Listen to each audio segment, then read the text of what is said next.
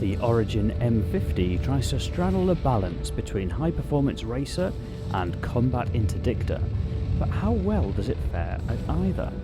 I'm Forrester, and in this video I'll be reviewing the Star Citizen ship, the Origin M50.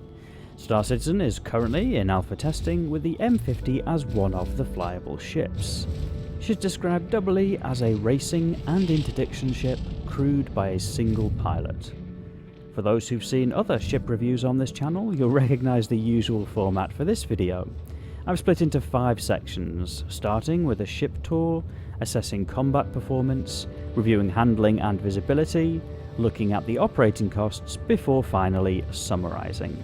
I've included timestamps in the video description to help navigate to each part of the review, and considering that over 80% of people who watch these videos aren't yet subscribed to the channel, be sure to subscribe to be notified of future videos.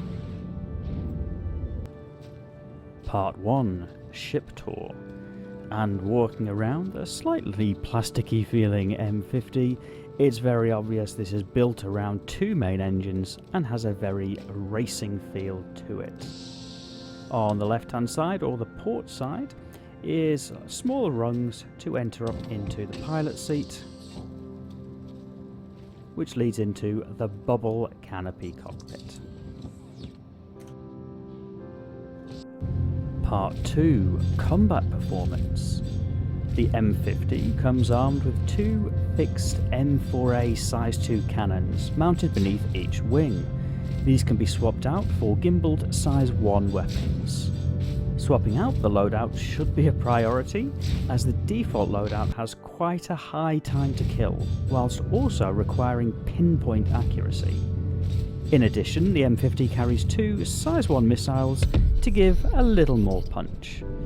The M50 handles just fine in combat. Without stepping too close to the next part of the review, it is highly manoeuvrable, which can be used in combat situations. I'm very conscious that the footage of me trying to fight with it is probably quite cringy to some of the pilots out there, so it's safe to say that my piloting skills don't really get the most out of the M50. That said, time to kill is a bit of a challenge with the default loadout. Dancing around whilst also whittling down opponents can take some time, and for many larger ships the M50 is more likely to be an annoyance than a serious threat. To smaller targets, however, the dual size 2 weapon slot shouldn't be underestimated, which does give the M50 a little credence in an interceptor role. The protection on the M50 sits firmly in the don't get hit category. There are 2 size 1 shield generators, which means it can take a couple of hits, but mostly this is a ship you want to avoid taking damage with. That's probably not surprising. Part 3. Handling and visibility. Starting with visibility, the bubble canopy on the M50 offers really good visibility all around. That, coupled with the forgiving landing gear, makes it very easy to take off and land with the M50, and also makes for a fairly nice flying environment. At the rear of the ship are 2 chonking big main engines, which push out a lot of thrust, giving the M50 fantastic acceleration and top speed. This thing tops out at over 1,300 meters per second, which is right at the top end of what's in game right now.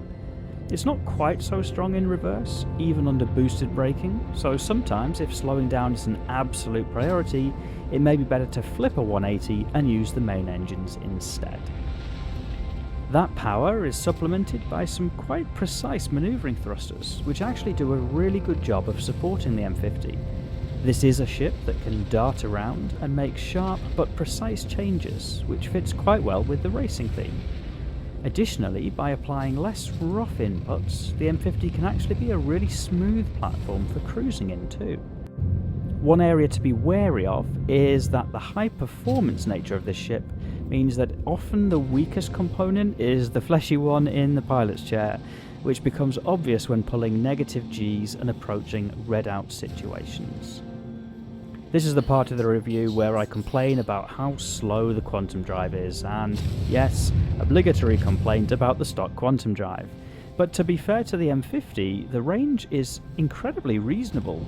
So, ferrying around some distance between race locations, sure, you might be a bit bored watching the stars fly by, but you can probably sit back and relax in a single hop to the destination. Part 4. Operating costs. Rearming, refueling and repairing the M50 is very cheap. The M50 does chew through hydrogen fuel at a reasonable rate when pulling heavy manoeuvres, especially planet-side, but it also has some fairly respectable stores, which means it's likely to be able to see out a race. In terms of making money with the M50, the only real choice right now is running some of the weaker combat missions, and because of the time that they take, that's not going to deliver much in the way of Alpha UEC on an hourly rate. There's no internal physicalized storage or cargo storage of any other type for any other type of contract. I'd be really interested to read how owners use their M50, so let us know in the comments. Part 5. The verdict. Generally speaking, I really like the Origin ships, having reviewed the vast majority of them. The M50 is no exception, and it's definitely really fun to hop in and be able to fly fast. Coming in at around $100 when it's available in store, it's not the most expensive ship either, particularly for somebody interested in the high-speed elements of the game, albeit that is still quite expensive as a ship offering.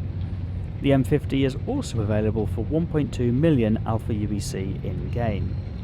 Here's the first problem though. Competition from the next Origin ship, the 350R. For a little more upfront investment, the 350R offers arguably stronger performance in a straight line, along with some more creature comforts such as a bed and internal space, with the real downside being not quite so strong thruster performance. That said, the M50 does have a more unique look and feel to it, and feels more akin to a sleek racer than the 350R. It's also a little cheaper than the MISC Razor that I reviewed recently, with fairly similar loadout specifications, offering perhaps slightly better value for money. So where does that leave the verdict?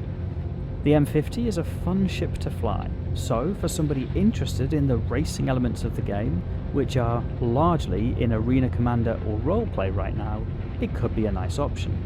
But I can't go so far as to recommend it for a first foray into Star Citizen, largely due to the limited capability to undertake the wide range of gameplay that Star Citizen offers.